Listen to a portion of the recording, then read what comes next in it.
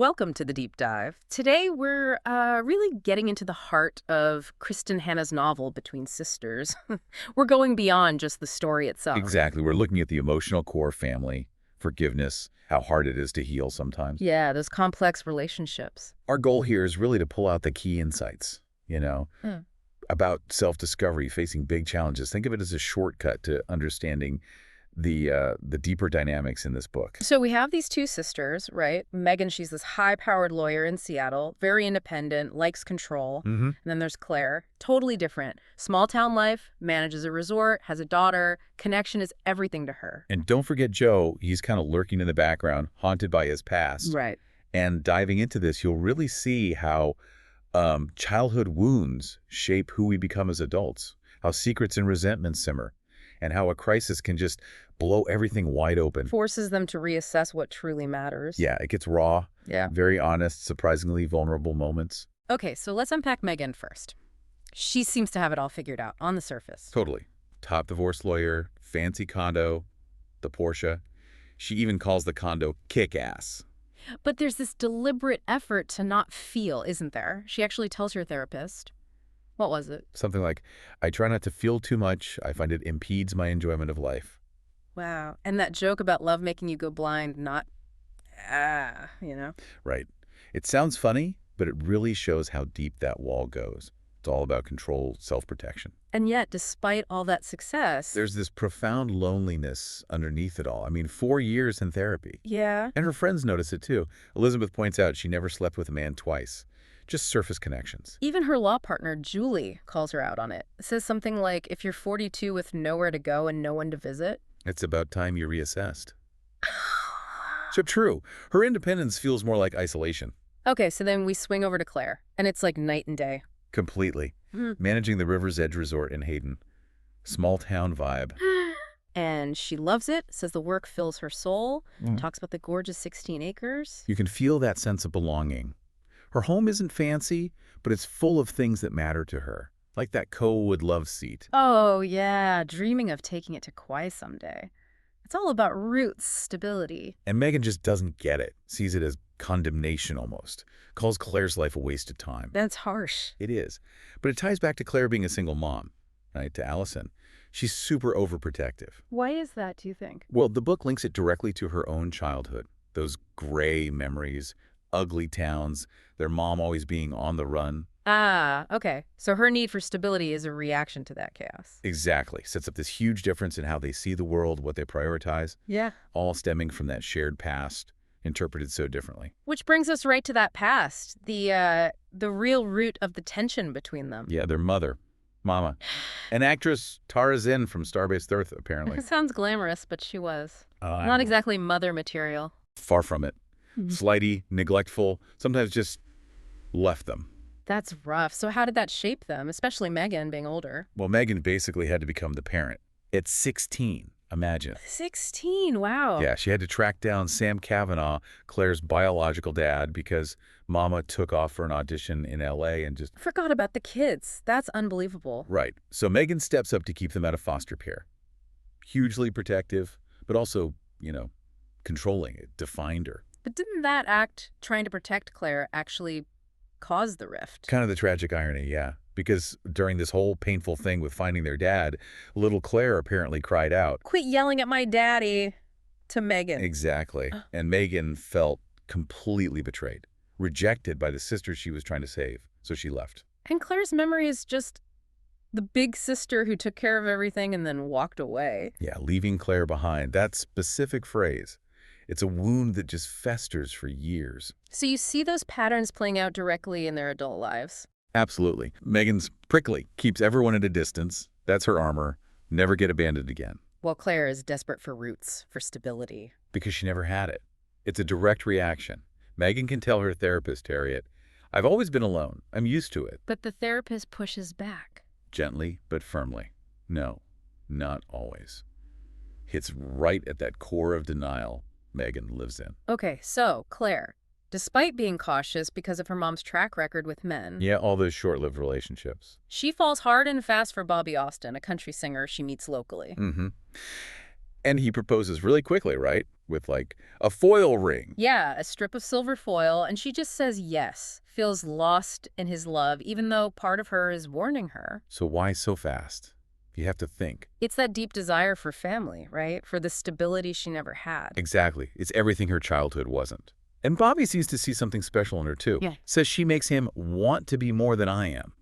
So it feels real, even if it's quick? Yeah, there's a genuine connection there, fueled by that mutual need for something lasting. Meanwhile, Megan's still struggling with her own loneliness. There's that scene after a bad one-night stand. Oh, the ball handling guy, yeah. Right. And she calls her therapist late at night, not really for help, but for, what was it, a muscle relaxer. Yeah.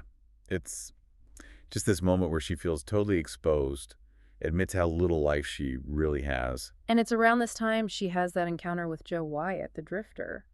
It feels different. It is different, and that's where her conflict really shows. She thinks she just wants anonymous sex. That's all she can handle, right? Yeah. Control. Oh, with Joe. There's something else, a connection she didn't expect. It makes her feel inexplicably vulnerable. Which terrifies her. Totally. To the point where she actually tells him, "We're talking too much, Joe. Kiss me." Yeah. Like trying to shut down the emotion with the physical. Okay, let's talk about Joe Wyatt, this drifter working at a garage. But there's more to him. A lot more. Turns out he used to be a radiologist. Highly skilled. So what happened? Why is he working at Smitty's garage in Hayden? It's heavy stuff. He was acquitted of manslaughter. For what? For euthanizing his wife, Diana. She was terminally ill. It was an agonizing choice, obviously. Wow. Okay. So for 3 years, he's just been adrift. Living in this self-imposed exile, consumed by guilt. Couldn't move past her death. But there are pictures everywhere. Talk to her. Yeah, trapped. Wondering if he could ever have a life separate from her. He tells Megan, "I'm tired of not caring. And I'm tired of pretending I died when Diana did." You really feel his despair. Even the waitress, Brandy, notices how lost he is, pointing him towards the KOA for a shower. It shows how far he's fallen. Utterly isolated. And that line, "tired of being this alone," it must have resonated with Megan, too. For sure. Two very lonely people. So, despite Megan thinking Claire's rushing into marriage... She decides to plan the wedding. That seems surprising. Right. And she does it in typical Megan fashion, over the top, controlling. Tells the wedding planner she wants a wedding this town has never seen. Pushing for Vera Wang, pretending it was on sale. Classic Megan. Exactly. But why? Why this huge gesture from someone so cynical? What does her therapist say? Harriet suggests Megan really wants to be there for Claire. Especially because Claire wouldn't turn to someone who'd just say, "I told you so," if things went wrong. Ah. So it's not just about the party, it's about connection. Maybe trying to make up for the past. I think so. Showing up in a way she feels she failed to before. And then there's that moment during wedding dress shopping, or maybe after, back at Megan's perfect condo. Yeah, Claire spots the only photo Megan has displayed. A picture of them as kids, on a dock, arms linked. That simple image. Yeah. It just cracked things open a little. Shared nostalgia, unspoken regret, a glimpse of what they used to have. And Claire sees Megan's life, the pristine apartment, the loneliness. And she does something really brave. She invites Megan to stay with her in Hayden. Which is huge for Claire. Massive. An act of grace, really. And Megan actually accepts. It's this fragile, tentative step towards bridging that huge gap between them.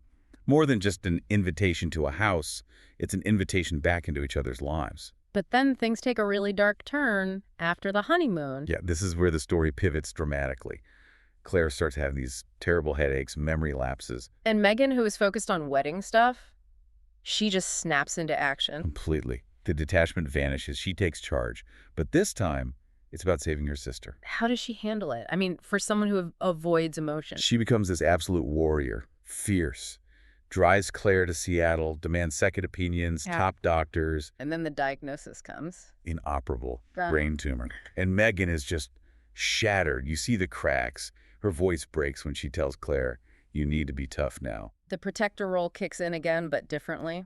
Totally. And there's this amazing reversal. Claire, who was initially kind of resigned, finds strength in Megan's fight.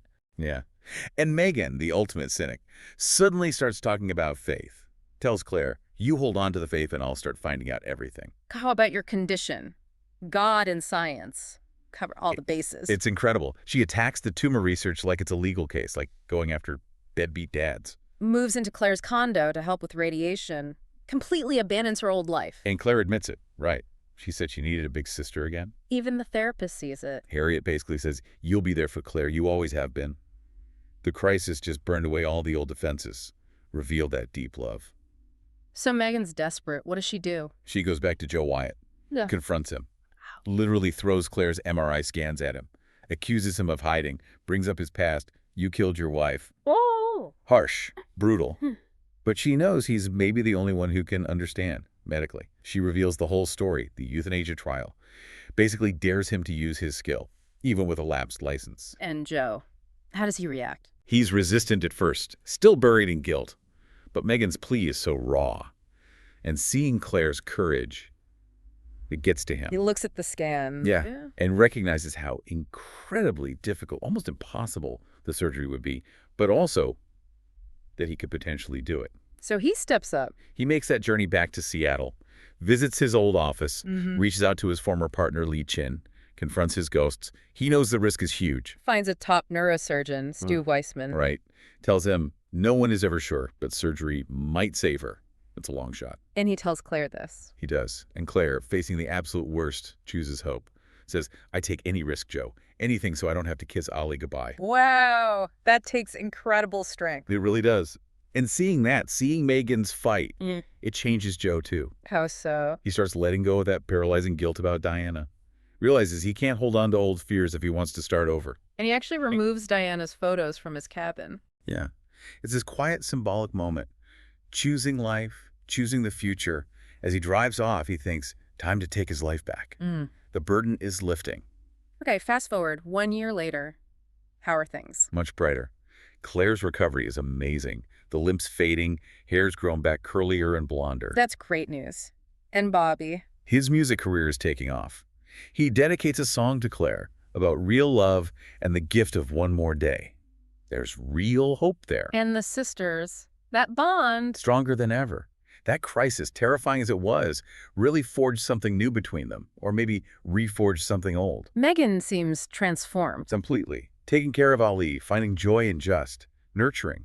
Her therapist tells her, basically, you've made up with Claire, forgive yourself, move forward. The distance is gone. And what about Megan and Joe? Is there something there? Oh yeah. Claire sees them together at the fairgrounds, teases Megan about a prenuptial agreement being in her future. They're practically living together. So Joe really did take his life back. He did. She faced his past, allowed himself to want more than loneliness, found someone in Mahon who, kind of like him, was learning to open up again. So both sisters found their way. Yeah, in very different ways. But both paths involved confronting the past, embracing vulnerability, and finding connection. Mahon, who thought anonymous sex was all she could handle. Finds real love. And Joe, who thought his life ended with Diana's, finds a reason to live again. So reflecting on all this, what's the takeaway for us, for you listening? Well, we've seen how powerful past resentments, loneliness, guilt, how much they can shape a life. But also how they can be confronted, how connection can heal. Right. And it makes you wonder, doesn't it? In our own lives, how often do we let old fears or that reluctance to be vulnerable hold us back? Keep us stuck. Yeah. Well, what could happen if we were just truly present, honest, willing to lean on someone or be that support for someone else? It's a powerful thought. It is. So maybe, as we finish this deep dive, the thing to consider is this. Sometimes that real self-understanding, that capacity for love, it doesn't come easy. It comes when life throws everything at you. Those storms force you to figure out what really matters deep down in your own heart.